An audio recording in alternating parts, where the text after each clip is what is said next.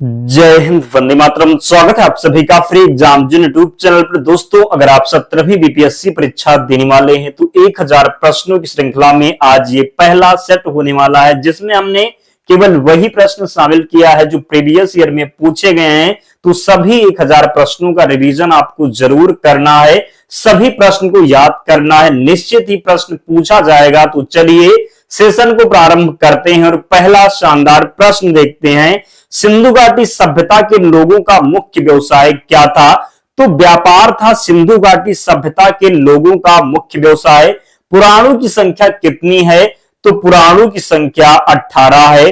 तीसरा प्रश्न है, जैन परंपरा के अनुसार जैन धर्म में कुल कितने तीर्थंकर हुए? तो 24 तीर्थंकर हुए जैन परंपरा के अनुसार। जैन धर्म में महावीर की मृत्यु कहां हुई थी? तो महावीर की मृत्यु हुई थी पावापुरी में। कहां पर? तो महावीर की मृत्यु पावापुरी में हुई थी।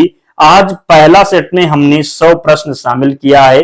तो इस प्रकार 1000 प्रश्नों को हम आपको याद करवाएंगे और अगर आप इन 1000 प्रश्नों को याद करके जाते हैं तो निश्चित ही प्रश्न बनेगा इनमें से और आप सही करके आएंगे। तो जरूर आपको डेली जुड़ना है, सभी सेट को देख करके ही जाना है।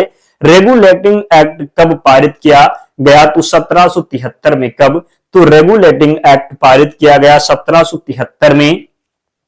भारत का संविधान पूछा जाए कब लागू हुआ था? भारत का संविधान कब लागू हुआ था? तो 26 जनवरी 1950 को पूछा जाए। कितना समय लगा था भारतीय संविधान बनने में? तो 2 वर्ष 11 महीने 18 दिन। ध्यान रखेंगे। अगला है 7वां यही प्रश्न है, संपूर्ण भारतीय संविधान के निर्माण में संविधान सभा को कितना समय लगा? तो आपको हमने बता ही दिया, 2 वर्ष 11 माह और 18 दिन। संविधान सभा के कितने उपस्थित सदस्यों ने संविधान पर हस्ताक्षर किए? तो 284 सदस्य। कितने? तो 284 सदस्य। दोस्तों, 1000 प्रश्नों में हमने किसी भी विषय को छोड़ा नहीं है, जिससे प्रश्न बने हैं आपके एग्जाम में सभी को शामिल किया है। तो धैर्य बना करके रखें, सभी सेट को देखें, निश्चित ही फायदा होगा और आप एग्जाम में बहुत अच्छा करके आएंगे। तो चलिए अगला प्रश्न देखते हैं। संविधान सभा के अस्थायी अध्यक्ष कौन थे? तो सच्चिदानंद सिन्हा अस्थायी अध्यक्ष थे। अगर पूछा जाए अस्थायी अध्यक्ष कौन, तो कौन हो जाएंगे? राजेंद्र प्रसाद हो जाएंगे। ध्यान रखना है। अगला है संविधान सभा के अस्थायी अध्यक्ष डॉक्टर राजेंद्र प्रसाद। कुछ भी नहीं छोड़ा है हमने, ध्यान रखना है। अभी आपको अस्थायी बताया, 10वां प्रश्न आपको अस्थायी मिल गया। तो इस प्रकार कुछ नहीं बचने वाला है। और जिन्होंने अब तक वीडियो को लाइक नहीं किया है तो आप सभी से विनम्र निवेदन है, जल्दी से वीडियो को जरूर लाइक कर दीजिए और चैनल को सब्सक्राइब करके हमारे साथ जुड़ जाए। नोटिफिकेशन को जरूर ऑन कर लें, क्योंकि डेली हम आपके लिए एक सेट करवाएंगे और विश्वास रखिए इनमें से ही प्रश्न पूछा जाएगा। विश्व का सबसे बड़ा लिखित एवं सर्वाधिक व्यापक संविधान किस देश का है? तो भारत का है। किसका है? तो भारत का हो जाएगा। और इसलिए हम वन लाइनर फॉर्मेट में प्रश्न लेकर के आए हैं कि आपका समय भी कम लगे और सभी प्रश्नों का रिवीजन आप जरूर कर लें। तो अगर आपको अच्छा लगे तो जरूर लाइक करें और एक कमेंट करके आपको अंत में बताना है भारतीय संविधान का अभिभावक कौन होता है? तो भारतीय संविधान का अभिभावक सर्वोच्च न्यायालय हो जाएगा। कौन? तो सर्वोच्च न्यायालय। भारत में वयस्क मताधिकार की उम्र सीमा क्या है? तो 18 वर्ष हो जाएगा। वर्तमान में भारतीय संविधान में कुल कितनी अनुसूचियां हैं? तो 12 अनुसूचियां हैं। पूछा जाए कि मूल संविधान में कुल कितनी अनुसूचियां थी? तो मूल संविधान में केवल 8 अनुसूचियां थी, वर्तमान में 12 अनुसूचियां हैं। मूल संविधान में कितनी अनुसूचियां थी? तो अभी आपको हमने बताया 8। भूगोल का जनक किसे कहा जाता है? तो भूगोल का जनक कहा जाता है कि अभी तक पॉलिटी से प्रश्न चल रहा था, अब देख लीजिए ये भूगोल आ गया। तो इस प्रकार कोई भी विषय आपका बचने वाला नहीं है। सौर प्रणाली की खोज किसने की थी? तो सौर प्रणाली की खोज कापरनिकस के द्वारा। किसके द्वारा? तो कापरनिकस के द्वारा सौर प्रणाली की खोज की गई। सूर्य के चारों ओर घूमने वाले खगोलीय पिंड क्या कहलाते हैं? तो जो सूर्य के चारों ओर घूमने वाले खगोलीय पिंड हैं उनको हम ग्रह कहते हैं। क्या कहते हैं? तो जो सूर्य के चारों ओर घूमने वाले खगोलीय पिंड हैं उनको ग्रह कहा जाता है। ग्रहों की गति का नियम किसने प्रतिपादित किया? तो जो ग्रहों की गति का नियम है ये प्रतिपादित किया गया केपलर के द्वारा। किसके द्वारा? तो केपलर के द्वारा ग्रहों की गति के नियम को जो प्रतिपादित किसके द्वारा किया गया? तो ग्रहों की गति का नियम प्रतिपादित किया केपलर ने। अगला है किस दिन पृथ्वी सूर्य के सबसे निकट होती है, यानी कि किस दिन सूर्य के सबसे निकट पृथ्वी होती है? तो 3 जनवरी को होती है। कब होती है? तो 3 जनवरी को होती है। आपको बताना है सबसे दूर कब होती है, कमेंट करके बताएं। थोड़ा रिसर्च करिएगा और कमेंट करिएगा। आकार की दृष्टि से सौरमंडल में पृथ्वी का कौन सा स्थान है? आकार की दृष्टि से सौरमंडल में पृथ्वी का स्थान 5वां हो जाएगा। कौन सा? तो 5वां हो जाएगा। लोकटक झील पूछा जाए किस राज्य में है? तो लोकटक झील जो है ये मणिपुर में है। कहां पर? तो मणिपुर में है लोकटक झील। भारत में सबसे बड़ी अंतर्देशीय खारे पानी की झील सांभर किस राज्य में है? तो सांभर जो है ये राजस्थान में। कहां पर? तो राजस्थान में।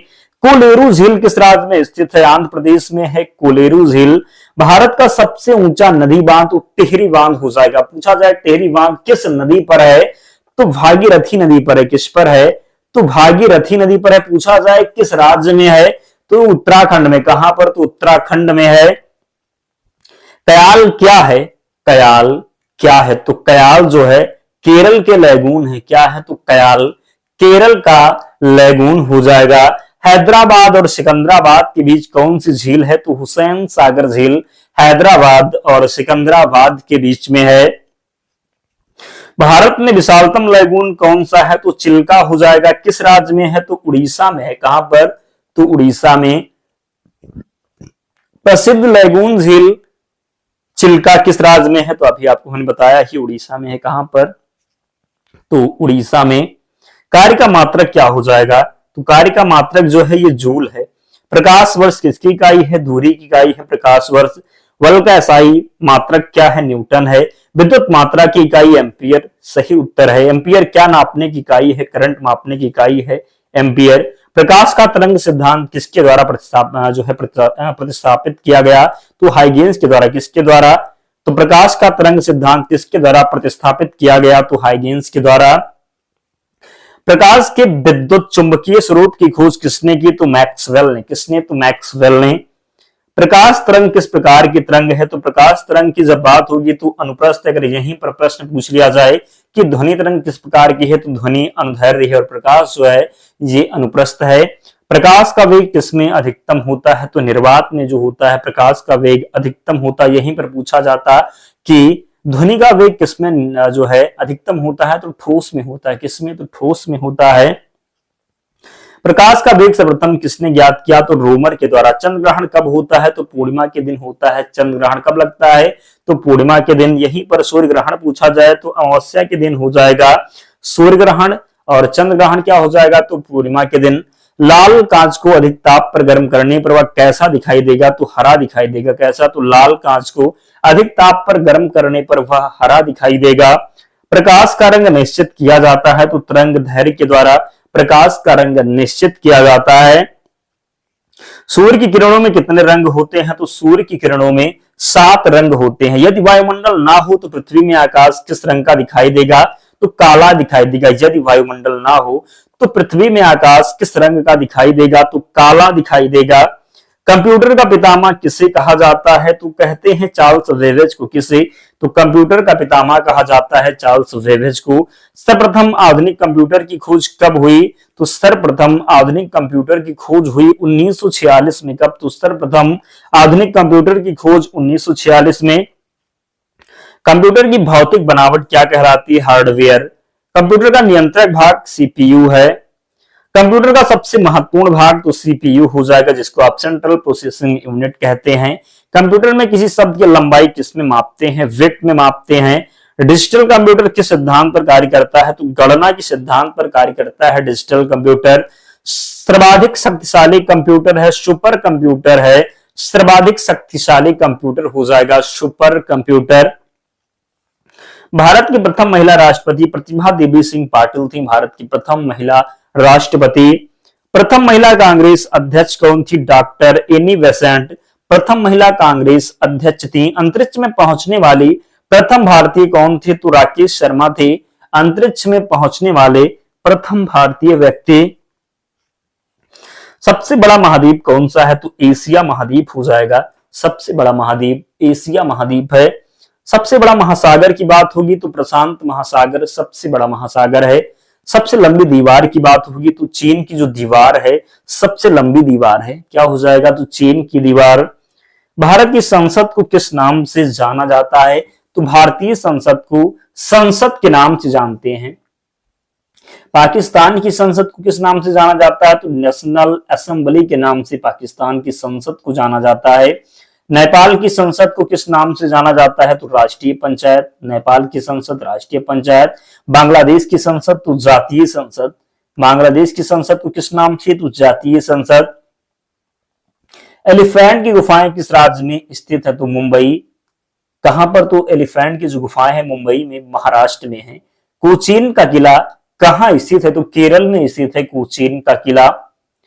एलोरा की गुफाएं कहां पर स्थित हैं, औरंगाबाद महाराष्ट्र में है एलोरा की गुफाएं। भारतीय कृषि अनुसंधान संस्थान कहां स्थित है, तो नई दिल्ली में स्थित है भारतीय कृषि अनुसंधान संस्थान। कहां पर, तो नई दिल्ली में। मेजर ध्यानचंद को किस उपनाम से जाना जाता है, तो हॉकी के जादूगर के नाम से मेजर ध्यानचंद को जाना जाता है। सौरभ गांगुली को किस उपनाम से जाना जाता है, तो बंगाल टाइगर के नाम से जानते हैं सौरभ गांगुली को। मैरी कॉम को किस नाम से जानते हैं, तो सुपर मॉम के नाम से जानते हैं मैरी कॉम को।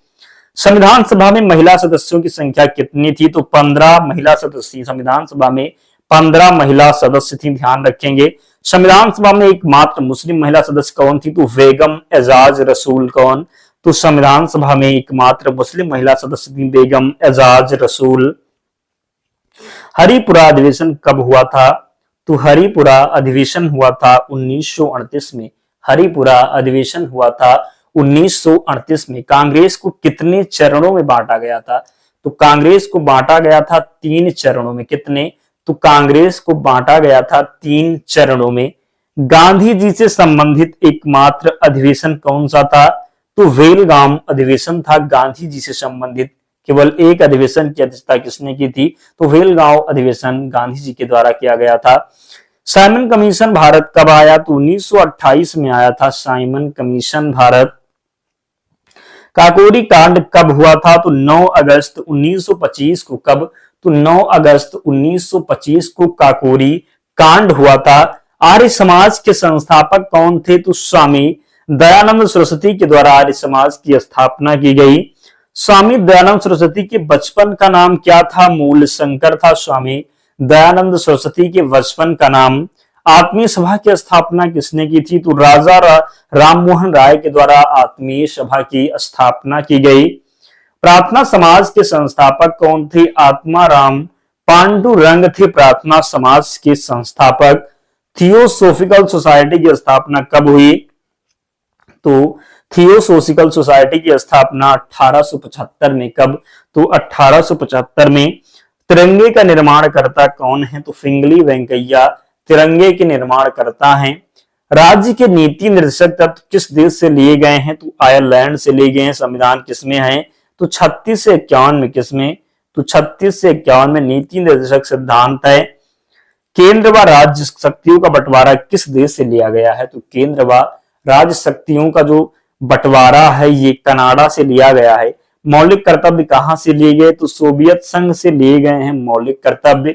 मौलिक अधिकार कहां से लिए गए, तो अमेरिका के संविधान से लिए गए हैं मौलिक अधिकार। किस प्रकार आपको ध्यान रखना है, आज से अधिकार होता है क्या, तो मौलिक अधिकार, आज से अधिकार, आज से अमेरिका। तो इस प्रकार ध्यान रखेंगे, कभी भूलेंगे नहीं।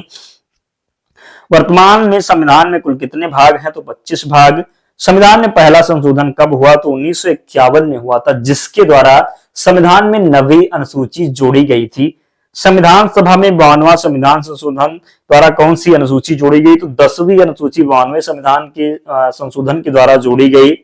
वर्तमान में मौलिक अधिकारों की संख्या कितनी है, तो 6 है। उपाधियों का अंत अनुच्छेद में है, किस अनुच्छेद में है, तो उपाधियों का जो अंत है ये अनुच्छेद 18 में। किसमें है, तो उपाधियों का अंत 18 में है। 17 में क्या है, तो अस्पृश्यता का अंत हो जाएगा। नेक्स्ट है वाक एवं अभिव्यक्ति की स्वतंत्रता किस अनुच्छेद में है, तो वाक एवं अभिव्यक्ति की स्वतंत्रता किस अनुच्छेद में है, तो अनुच्छेद 19 में है। किसमें, तो वाक एवं अभिव्यक्ति की जो स्वतंत्रता है ये अनुच्छेद 19 में है।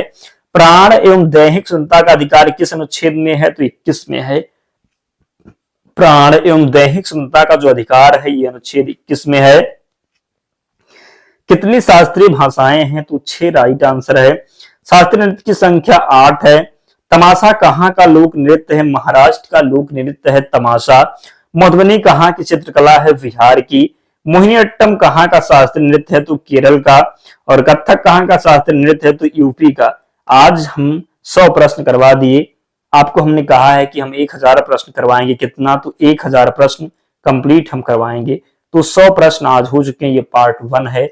तो आप लोग कमेंट करके बताना कि डेली लिया जाए एक पार्ट को, या फिर दूसरे या फिर तीसरे दिन। तो कमेंट करके आपको बताना है। जल्दी से 1000 प्रश्न हम एग्जाम से पहले आपके कंप्लीट करवा देंगे। अगर आप इन्हें ही याद कर लेते हैं तो मैक्सिमम प्रश्न आपको एग्जाम में मिल जाएंगे। इसलिए ऑनलाइन फॉर्मेट में हम लेकर के आए हैं कि समय आपका बिल्कुल कम लगे। तो प्लीज आप लोग सपोर्ट करें, वीडियो को लाइक कर दीजिएगा, चैनल को सब्सक्राइब कर लेना, और इसकी पीडीएफ भी हम आपको प्रोवाइड करवा देंगे जिससे आप रिवीजन कर सकें। तो टेलीग्राम चैनल से जुड़ना बिल्कुल ना भूलें। लिंक डिस्क्रिप्शन बॉक्स में है, या फिर आप टेलीग्राम पर जाएं और वहां पर सर्च करेंगे फ्री एग्जाम जोन, चैनल मिल जाएगा, ज्वाइन हो जाना, पीडीएफ मिल जाएगी। तो मिलते हैं नेक्स्ट वीडियो में। तब तक पढ़ते रहिए, ध्यान रखिए अपना, स्वस्थ और सुरक्षित रहिए। जय हिंद।